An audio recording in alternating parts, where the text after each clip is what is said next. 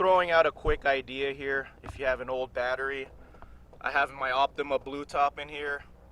It's 8 or 9 years old. For the first 6-7 years, it was great. And then over time, like any battery, the capacity degraded. So I got this Noco Genius charger.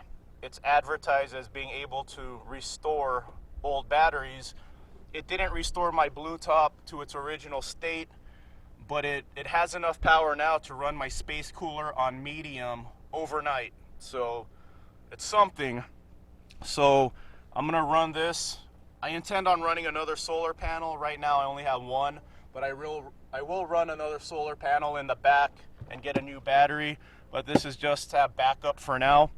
So here's my Noco Genius charger.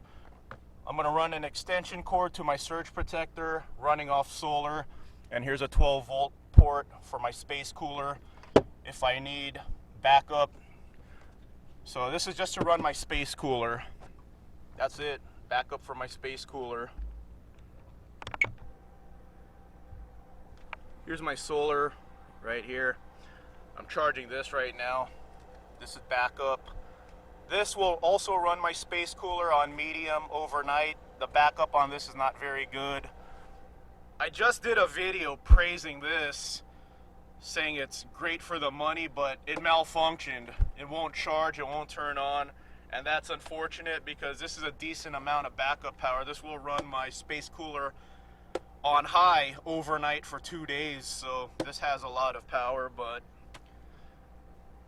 it just malfunctioned. So I'll probably redo the video and say do not buy, because I think this company's in Europe, so hopefully I could claim my 1-year warranty. So there's my surge protector right here. So I'm just gonna run an extension cord through the back of my bed into the charger. So while I'm driving or while it's daytime, I'm just gonna keep that battery topped off.